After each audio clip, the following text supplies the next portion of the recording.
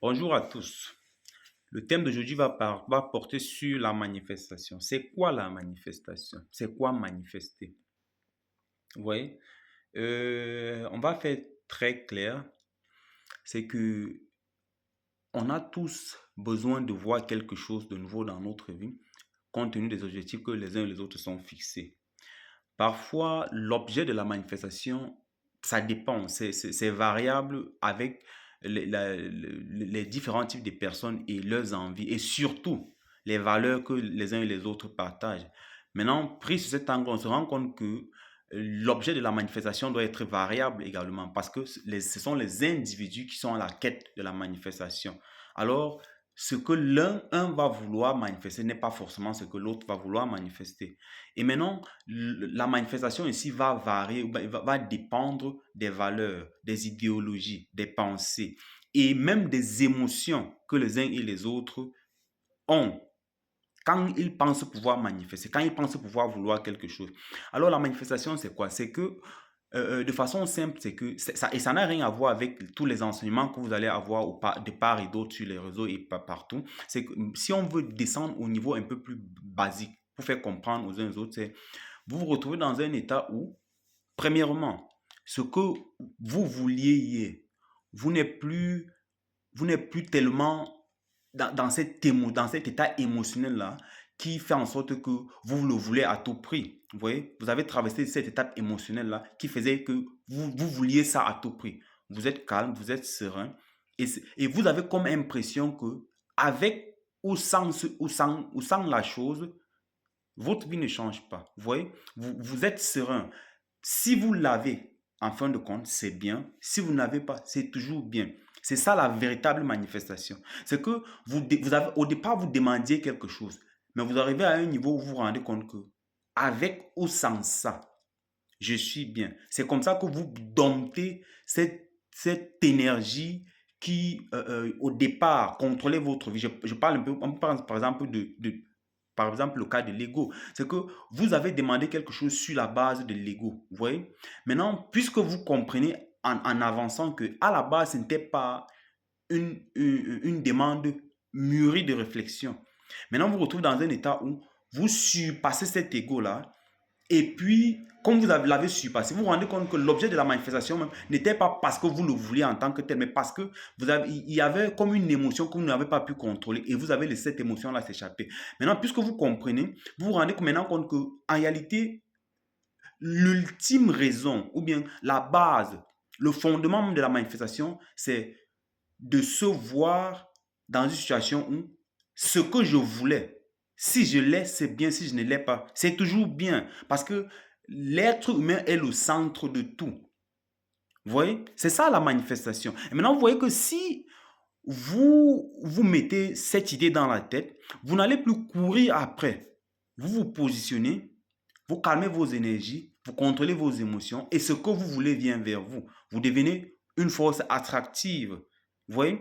Parce que quoi? Parce que, et vous avez déjà eu l'expérience, c'est que si vous voulez quelque chose et si vous avez peur, vous vous dites, si je n'ai pas ça, telle ou telle chose va se passer. Et si les secondes idées là viennent dans un cadre où, si vous n'avez pas ce que vous voulez, il y a une conséquence et la conséquence est négative. La plupart du temps, vous n'aurez pas ça. Puisque vous ne vous retrouvez pas dans une situation où vous pouvez attirer, vous courez après.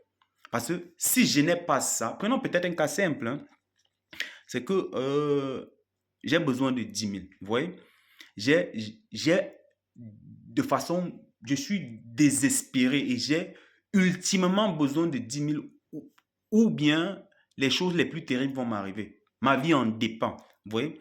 Maintenant, première réaction que vous ressentez, c'est que vous avez comme vous ressentez comme si vous avez du caillou au niveau de l'estomac. C'est une mauvaise énergie. Vous avez du mauvais feeling. Vous avez des mauvaises émotions que vous laissez échapper. C'est pour ça que vous ressentez comme si vous avez du caillou au niveau de l'estomac. Pourquoi? Parce que le simple fait de penser que si vous ne l'avez pas, ça vous rend malade. Vous n'avez jamais entendu l'expression je me suis tellement torturé émotionnellement que, ou bien dans ma pensée que je suis tombé malade. Eh bien, c'est vrai, vos pensées vous rendent malade si vous ne pouvez pas le contrôler. Eh bien, c'est vrai, la pensée a cette qualité de vous rendre malade. si vous ne pouvez pas la contrôler. C'est vrai, et c'est d'ailleurs prouvé que la plupart des gens qui rencontrent des docteurs, qui partent peut-être, qui se retrouvent dans des centres de santé, des hôpitaux, la plupart du temps, le problème, ce n'est pas la maladie. Le problème même, c'est la pensée. C'est parce que c'est la pensée qui a fait en sorte qu'ils sont tombés malades. Alors, si on veut résoudre le problème, on ne résout pas le problème au niveau des feuilles, on résout le problème au niveau de la racine. La cause ultime du problème, c'était au niveau de la racine, qui est par conséquent la façon de penser. Vous voyez? Maintenant, revenons sur le sujet de la manifestation. C'est que toutes les fois que vous voulez quelque chose de façon désespérée, vous avez tendance à ne pas l'avoir. Pourquoi? Parce que vous avez mis la chose au-dessus de vous. Vous voyez la chose au-dessus de vous. Alors vous courez après. Mais puisque vous courez après, ça va vous fuir. Et il faut savoir que l'être humain a un potentiel. Vous voyez, l'être humain a ce de beau, ce de grand, qui jusqu'ici échappe l'entendement de beaucoup de physiciens. On n'a pas encore pu, jusqu'à maintenant, décortiquer la capacité que l'être humain a en lui. Jusqu'ici, ça devient et ça reste un mystère. Et vous êtes la plus grande chose qui puisse arriver ou la plus grande chose qui n'est jamais arrivée. Alors maintenant, si vous louez quelque chose, si vous mettez quelque chose dessus de vous, ça veut dire que vous présentez d'une autre façon votre petitesse et vous faites de cette chose-là l'extrême. Vous faites de ces choses-là quelque chose de plus grand que vous et vous courez après. C'est pour ça que vous n'aurez pas le résultat. Maintenant, si par conséquent, si vous avez compris comme ça, vous vous mettez dans une posture, dans une situation, dans une posture, bien dans un état d'esprit selon lequel vous êtes plus grand que ce que vous voulez. Et ça n'a rien à voir avec de l'amalgame. Bien, ça n'a aussi rien à voir avec de l'arrogance. Non, vous reconnaissez. C'est comme si un jeune garçon, bien sûr, qui dit qu'il est un homme. Il n'est pas en train de mentir, il est déjà l'homme. Mais juste que ça va prendre du temps pour qu'il devienne l'homme qu'il est. Mais à quelque part, il est déjà cet homme-là parce qu'il a déjà l'homme en lui. Est-ce que s'il dit qu'il est un homme, est-ce que c'est de la propagande? Est-il en train de mentir quand il dit qu'il est un homme? C'est la même chose que je suis en train de vouloir vous faire comprendre. C'est que tout ce que vous voulez, vous avez la possibilité d'avoir. Et même il y a quelque chose que j'aime bien, c'est bon, dans les notions quantiques, c'est que tout ce que vous voulez, il y a une version de vous qui existe déjà et qui a ça. Ça veut dire que puisque vous ne pouvez pas penser à quelque chose si vous n'avez pas la capacité d'avoir. J'aime bien ça. C'est que chaque fois quand vous avez un problème, quand vous voulez quelque chose, c'est parce que vous avez la possibilité d'avoir ça que vous pensez à ça. Au cas contraire, vous ne serez pas à même de penser à ça. C'est impossible de penser à quelque chose que vous ne pouvez pas avoir. Vous voyez? Alors si vous voulez quelque chose, dites-vous que vous pouvez avoir et mettez-vous dans les conditions de quelqu'un qui a déjà ça. Si j'avais ce que je veux, comment est-ce que je me comporterais? Quelle est la relation que je devais entretenir autour de moi? Quels sont les proches qui m'encourageront parce que j'ai eu ce que je veux? Quel est le type de conversation que je vais avoir?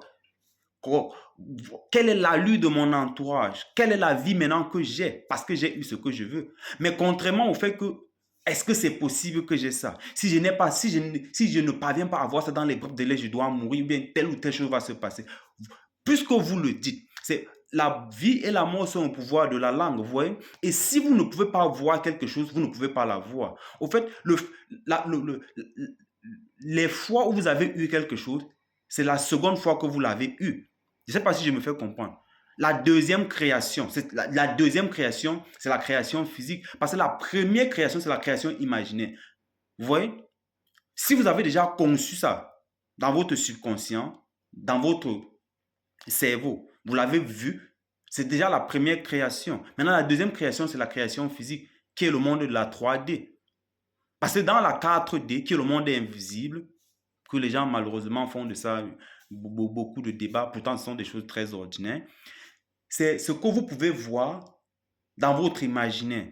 Si vous pouvez le voir, si vous avez déjà conçu ça, parce qu'il ne peut pas avoir de, de, de, de création à l'externe sans qu'il y ait de création à l'interne. Tout ce que vous allez voir autour de vous, peu importe, a été une fois ou bien a existé une fois dans l'imagination de quelqu'un.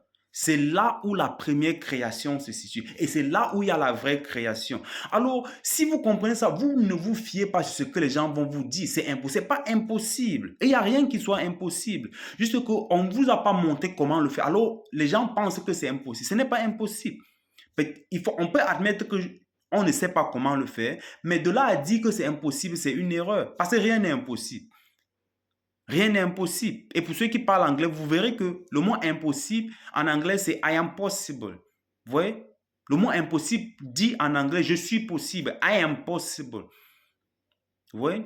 Alors la manifestation, c'est quelque chose de très simple. Et ce que je conseille toujours aux gens, c'est qu'il faut commencer par des petites choses. Vous voyez? Commencez par des petites choses. Parce que si vous commencez par des petites choses et puis vous voyez le résultat, ça va vous encourager à aller mieux. Et c'est d'ailleurs normal. Si vous voulez détruire toute une montagne, vous ne pouvez pas commencer par le sommet. Il faut que vous commencez par enlever d'abord une pierre. Vous commencez par des petites choses. Et puis avec le temps, vous allez voir du résultat. Et ça passe par des petites choses. Mais premièrement, ça va passer par la connaissance. Vous savez que c'est possible. Et puis maintenant, comment est-ce qu'on le fait? Vous visualisez la chose, qu'est-ce que vous voulez? Vous voyez la chose, vous contemplez la chose. Maintenant, vous décrivez les situations, les circonstances dans lesquelles vous vous retrouvez si vous avez la chose. Ça peut être de façon imaginée ou même vous pouvez écrire. Et c'est comme ça que vous manifestez. Merci.